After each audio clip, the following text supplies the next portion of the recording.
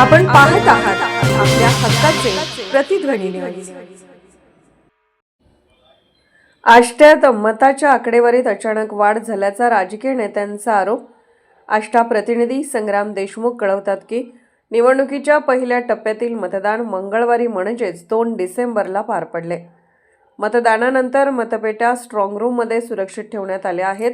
मात्र आता सांगलीतील आष्टा नगर परिषदेत मतदानाचा टक्का वाढवल्याचा आरोप राष्ट्रवादी शरद पवार गट प्रणित शहर विकास आघाडीने केला आहे।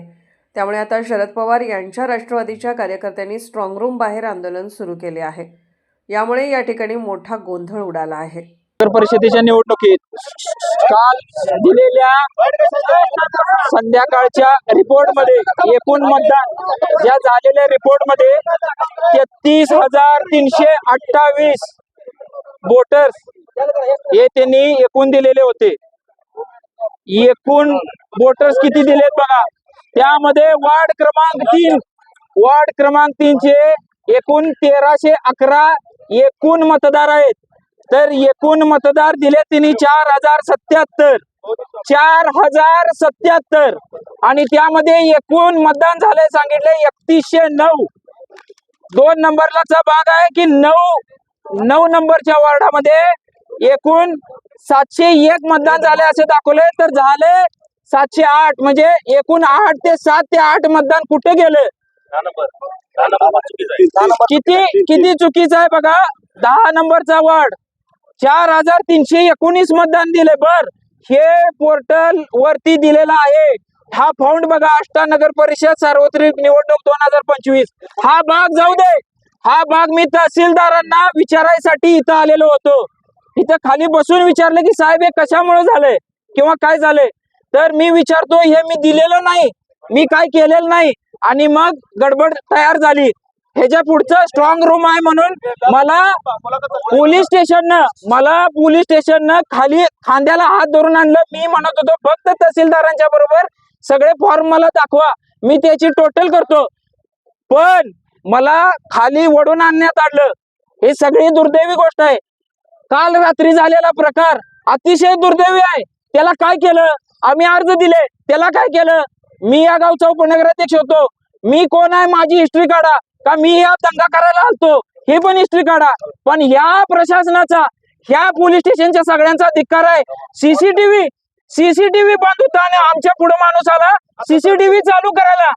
माझं असं मत आहे, आज त्यांचे सर्वचे सर्व उमेदवार निवडून आले म्हणून सांगा, त्यांचा नगराध्यक्ष निवडून आला म्हणून सांगा, आणि ज्यावर इतर गोष्टी काही नाहीत। आष्टा नगर परिषदेच्या मतदानाच्या EVM मशीन विलासराव शिंदे बहुउद्देशीय हॉलमध्ये स्ट्रॉंग रूम तयार करून ठेवण्यात आले आहेत। काल झालेल्या आष्टा नगर परिषदेमधील झालेल्या मतदानात आणि प्रशासनाने जाहीर केलेल्या मतदानात तफावत असल्याचा आरोप राष्ट्रवादी शरद पवार गटाकडून करण्यात आला आहे। मतदान नगरपालिकेच्या निवडणुकीचं होतं आणि पहाटे 2:30च्या दरम्यान जे विरोधी उमेदवार आष्टा शहर विकास आघाडीच्या उमेदवारांच्या विरोधामध्ये उभा होते, ते स्वतः प्रवीण माने आणि एक उमेदवार संदीप गायकवाड हे दोघांनी वेगवेगळ्या चौकामध्ये जाऊन त्या ठिकाणी लिंबू, त्याचबरोबर पिवळा भंडारा, नारळ, काही ठिकाणी कोंबड्या कापून टाकल्या।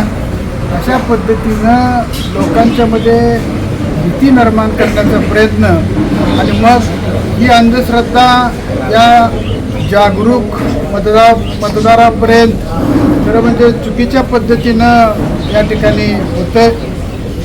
माझं म्हणणं असं आहे, श्रद्धा नक्की असावी पण अंधश्रद्धा असता कामा नये।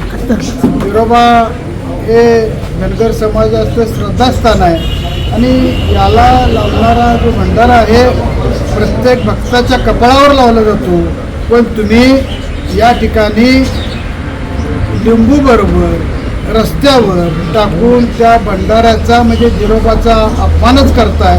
त्यामुळं आता जनतेमध्ये प्रचंड चीड निर्माण झालेली आहे।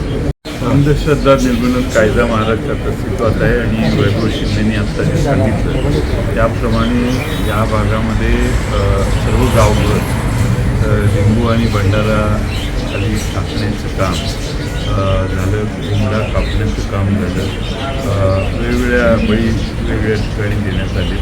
हे सगळं अंधश्रद्धा निर्मूलन कायद्यात बसतं तशा तक्रारी केल्या.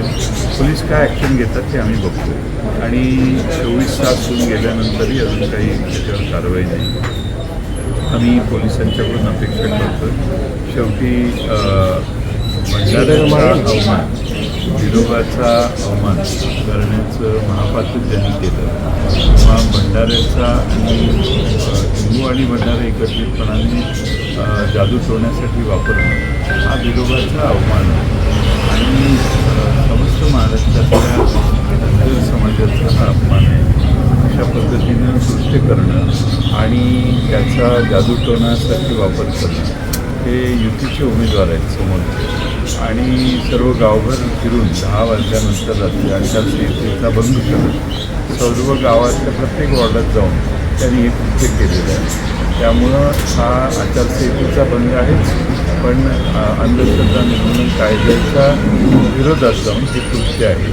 त्यांच्यावर योग्य ती कारवाई होईल. कार्यकर्त्यांचं म्हणणं आहे की आदल्या दिवशी पैशाचं पण वाटप करण्यात आलेलं आहे आणि चिकनसुद्धा त्याचं वाटप करण्यात. प्रशासनाने रात्री दिलेल्या आकडेवारीत आणि सकाळी ऑनलाईन जाहीर झालेल्या आकडेवारीत जवळपास 2000 मतांची वाढ झाली असल्याचे राष्ट्रवादीच्या कार्यकर्त्यांनी म्हटले आहे.